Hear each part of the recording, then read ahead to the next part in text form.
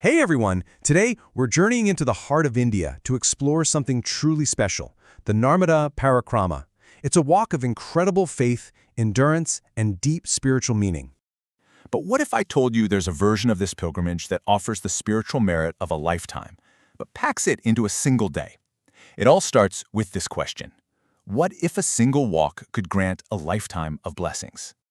Now, to really appreciate the power of that shorter walk, we first have to get our heads around the sheer scale of the full pilgrimage. And believe me, it is truly an epic undertaking. The full Narmada Parikrama covers over 3,000 kilometers on foot. To put that in perspective, that's kind of like walking from New York City all the way to Denver. And how long does that take? Get this, a staggering 3 to 4 years. I mean, that's an incredible commitment, which is exactly what makes the full journey an impossible dream for most people. So the journey is called a parikrama, which basically means a sacred walk around something holy. As you can see, pilgrims walk clockwise, always keeping the sacred Narmada River to their right as a sign of deep reverence. And this just lays it out perfectly. You start at the river's source, in a Markantak, walk downstream along the south bank all the way to the Arabian Sea. Then you turn around and head back upstream along the north bank, finally ending up right back where you started. A journey of thousands of kilometers and years of your life. But here's where the story takes a really fascinating turn. For those who just can't take on that epic journey, the river itself offers a kind of sacred detour, all thanks to a rare and, well, divine anomaly. It's called Uttarvahini. See, while most rivers in that part of India flow east or south, for one short stretch, the Narmada defies geography and flows north. In Hindu tradition, this northward flow is considered incredibly rare and spiritually supercharged. This sacred status is captured right in the scriptures. Reva is another name for the Narmada. And this saying basically says that just a glimpse, a darshan, of the river is as holy as bathing in the Ganges. It's believed to be a direct path to liberation, or moksha. So, let's put it all in perspective. Just look at this comparison. The full parikrama is a multi-year 3,000-kilometer odyssey. But the Uttarvahini Parikrama, it concentrates all that spiritual merit into a single day and just about 17 kilometers. It makes the impossible possible. So what does this powerful, condensed pilgrimage actually look like? How does someone go about walking the sacred path? Well, first off, this isn't just some casual walk. It's a major annual event. It takes place during the holy Hindu month of Chaitra, which usually falls in March and April, and it draws thousands upon thousands of devotees. The route itself is a really simple, elegant loop. Pilgrims start on one side, they walk the length of that special Uttarvahini section, then they hop on a boat to the opposite bank, walk all the way back, and then take one final boat ride to complete the circle. And the entire walk can be done in just 6 to 8 hours.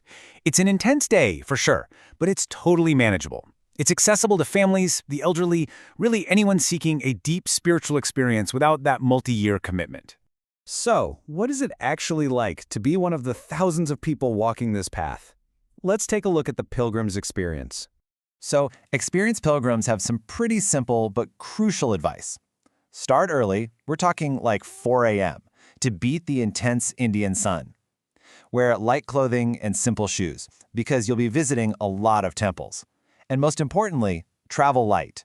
The path has this amazing way of providing everything you need. You know, this isn't just a walk through nature. The entire route is lined with ancient temples and ashrams, and each one is a spiritual landmark.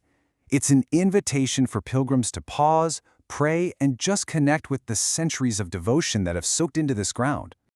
But what's truly mind-blowing about this journey isn't just the path itself. It's the incredible human ecosystem that supports it. The entire pilgrimage is powered by faith and selfless service.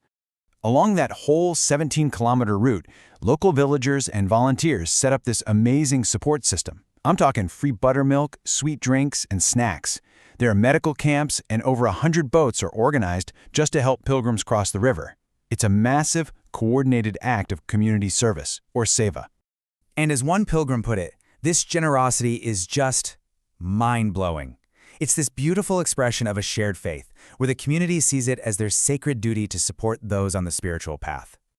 And this right here illustrates the spirit of the event perfectly. On many of the free food and drink stalls, you'll find signs just like this one. This isn't about business. It's a sacred offering. To offer money would be to completely misunderstand the entire purpose.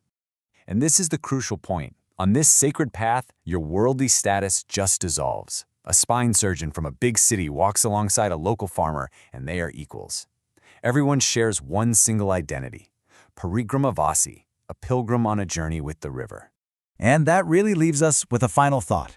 The Narmada Parikrama, in both its epic form and its one-day version, it forces us to ask, what truly makes a journey sacred? Is it the thousands of kilometers you walk, the years you dedicate, or is it the power of the faith that carries you and the community that walks beside you, even for a single day?